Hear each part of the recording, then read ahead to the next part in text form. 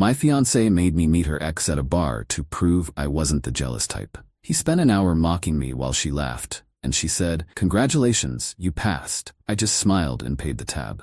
This morning, after ignoring 50 missed calls, I answered the phone. It was her ex, crying, because the test was my idea to get him to confess on camera that they were still sleeping together.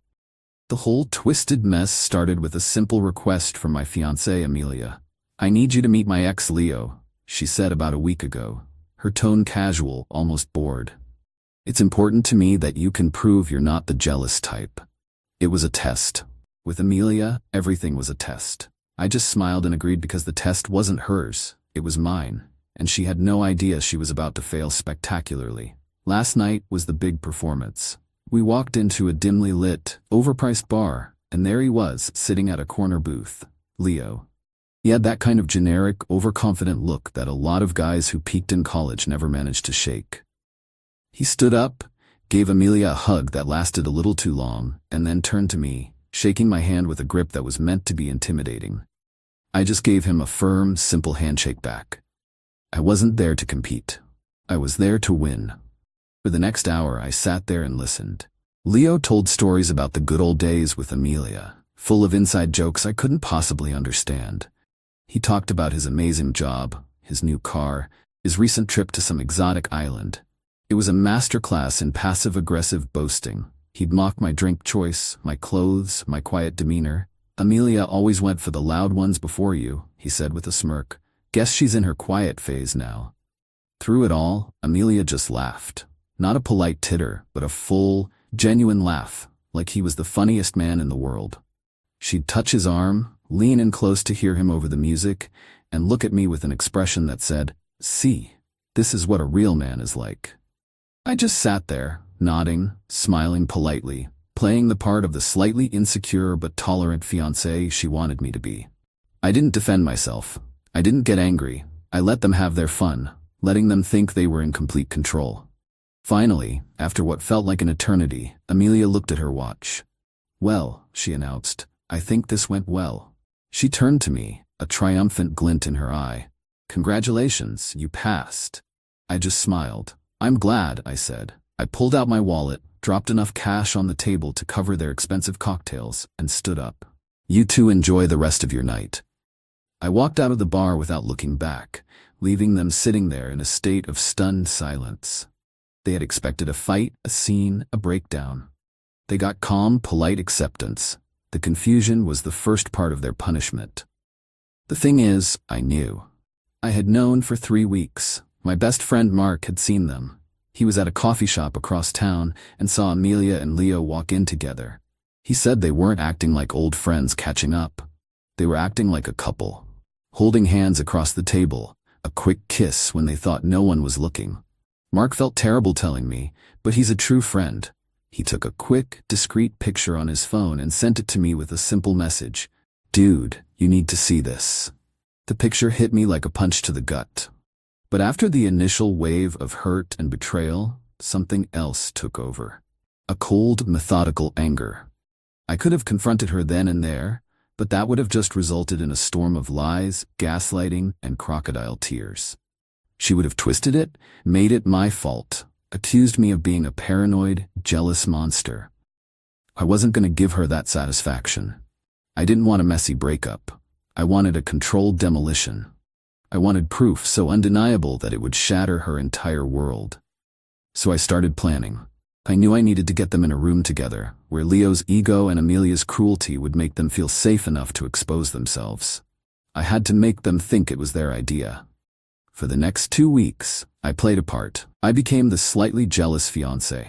A couple of nights after Mark sent me the picture, I put the first piece in place. We were watching a movie and her phone buzzed. She glanced at it and smiled before quickly turning it over. I waited a beat, then asked, "Who was that?" in a tone that was just a little too sharp. She immediately got defensive. "Just my friend Jessica. Why are you so suspicious all of a sudden?" I dropped it, but the seed was planted. A few days later, I made a comment about her getting home late from a girls' night. It was a delicate balance. I had to be just annoying enough to provoke her, but not so aggressive that she would see it as a threat. It worked perfectly. She started complaining to her friends that I was becoming controlling. Her best friend, the same Jessica from the text messages, even pulled me aside at a gathering. "Amelia's worried about you," she said, dripping with fake concern. "She feels like you don't trust her." I played the part, apologizing and saying I was just feeling a little insecure lately.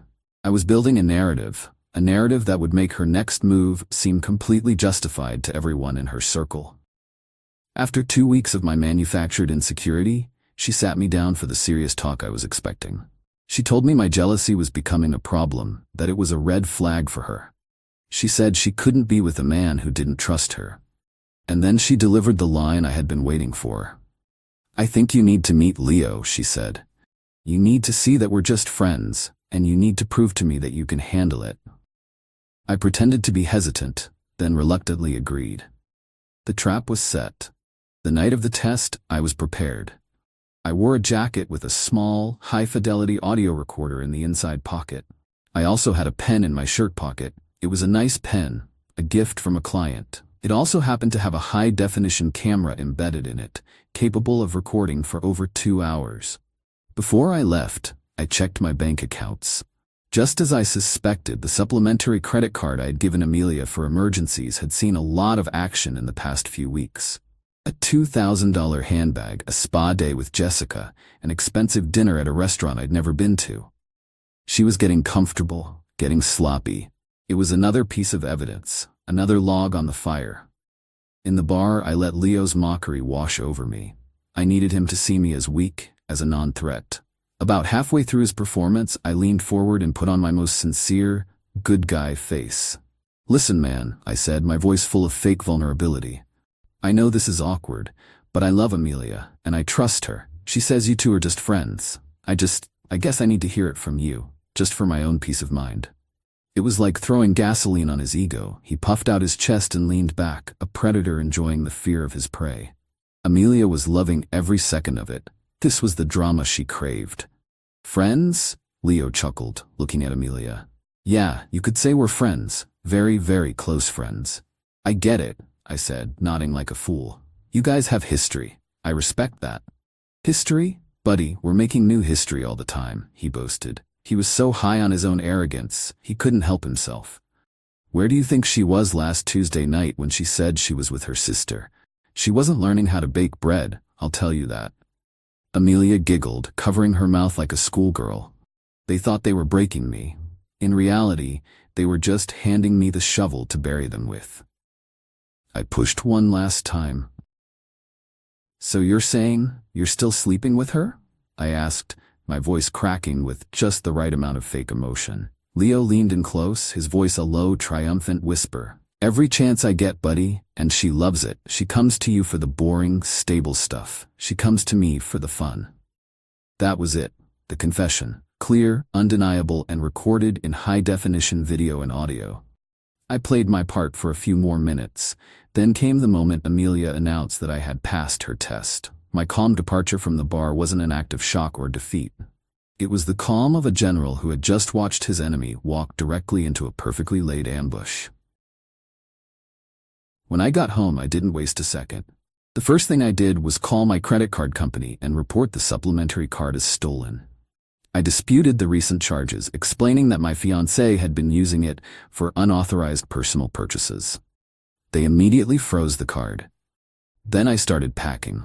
Amelia had moved into my condo about 6 months ago. She never paid a dime for rent or bills, but she had filled the closets with her things. I didn't bother with neatness. I just started piling everything into boxes and bags. Her clothes, her shoes, her ridiculous collection of makeup, everything. While I was packing, I did some more research.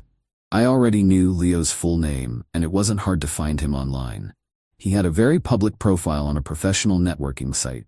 It listed his job, his accomplishments, and, most importantly, his relationship status. Engaged. To a woman named Clara. A quick search for Clara's name revealed something even more interesting. Her father was a man named Richard Sterling, the founder and CEO of the very company where Leo worked as a high-level executive. Leo wasn't just cheating on his fiancée, he was cheating on the boss's daughter. A fatal career mistake. I found a recent Society column article with a picture of Richard Sterling. The man looked like he chewed nails for breakfast. He was not a man who would appreciate being made a fool of. I took the video file from the pen camera and the audio file from the recorder. I edited them together into a short 3-minute clip. It was damning.